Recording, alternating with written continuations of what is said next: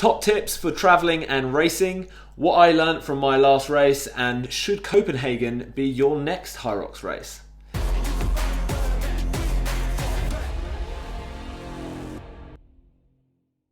Hey, what is happening people? Woodsy Workout here, and today I'm going to be recapping my trip to Copenhagen, what we got up to, and some things you might want to consider for your next race. So my plan for this race was to use it as a little bit of a test run. It's not a priority race, but I've changed my training a little bit, so it's a chance for me to see if that's worked or make any changes as I build towards the World Champs in June. My brother Michael and his girlfriend Emily joined us on the trip, and we stayed with our friends Jonas and Caroline in Copenhagen. Michael and Jonas also did their first pro doubles race, which was cool, so we was out there for a bit of fun and a bit of fitness. We flew out on Thursday and our races were on Saturday evening. My first tip when traveling is to always pack snacks and to stay hydrated. In the days leading up to your race, you are going to be training less, but you want to still keep your calorie intake and your hydration high. There's no need to eat more than normal, but often when you're traveling, you miss meals, and because you can't guarantee like when and where you're going to eat, having snacks packed can make sure that you're keeping your carb stores topped up. I took some cereal bars, dried fruit, nuts, rice cakes, beef jerky, and I even took some oats. I also took a bunch of Element electrolytes. So these are little electrolyte sachets. You want to stay on top of your hydration in the days leading up to the event, not just the day of, in order to get that true intramuscular hydration. And these are great for if you're traveling. If you want to get some yourself, then you can go to healf.co.uk, and they are one of the only UK suppliers of Element, and they also have a huge selection of other quality products. So if you go there, you can use code Woodsy to grab a discount and support my channel. When we landed in Copenhagen, we hired some bikes and headed for the Baltic Sea. Copenhagen has really good cycle lanes, and it was great to stretch the legs out after a flight. A lot of athletes do like a shakeout run the days before or the day of the race. If you do want to do that, it should be really easy. I actually prefer a bike because it's no impact and it gets the blood flow going. If you have been training a lot and you're used to being active, then sitting around doing nothing all day isn't necessarily great for the mind or the body. So sometimes it is nice, even if it's just a walk, to get out in the fresh air. And for us, it was a chance to see the city.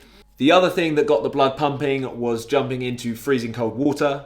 Winter bathing is a very popular activity in Denmark, and we were absolutely here for it.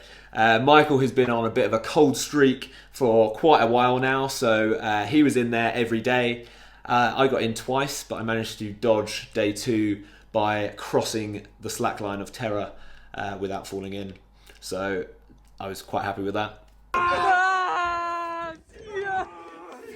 On Friday, Jonas and Caroline took us to some great spots in Copenhagen. If you're looking for a city break, I would definitely recommend you check out Copenhagen.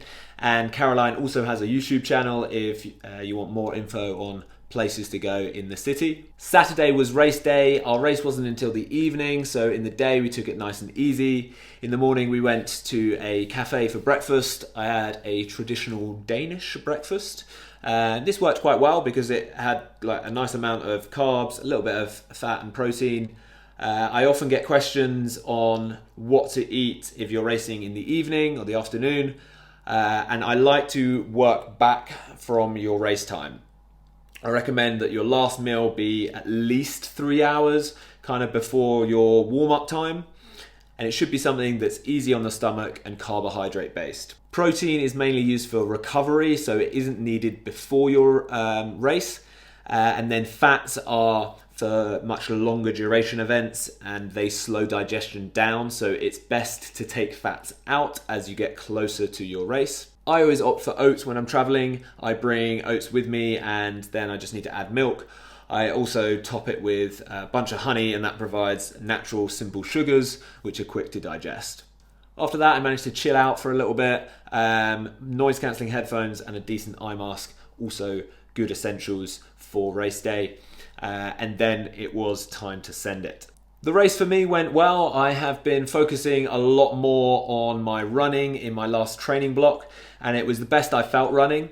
My run times were consistent throughout, with not much drop off, and I averaged 4 minutes 16, which is a lot better than my last races. From what I heard, the general consensus was it was a fastish course. It was a 2 and a bit lap course, so that was nice, but it was quite busy and there was some tight corners.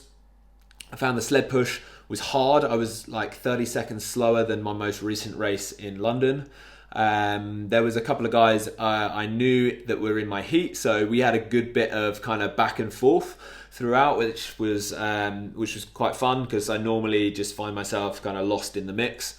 In the end, I finished with a time of 1 hour, 7 minutes and 32 seconds, 7th in my age group and 30th overall. It was 15 seconds off my best time, and since reflecting on it, I think the reason for this was more execution rather than fitness. As I said, my running felt better than ever. I was checking my run times on my watch, and in my head I was thinking like, these are good run times for me, so let's not overdo it on the stations and I'll be all right.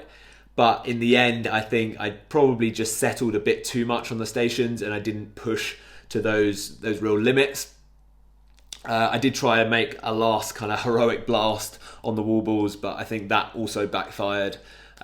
So some good and some bad, but all useful to learn from, and it's back to training because I'm now on the countdown for World Champs in June. If you want more help on your next Hyrox race, head over to coactiveperformance.com, where I have plenty of training plans and coaching options available to you.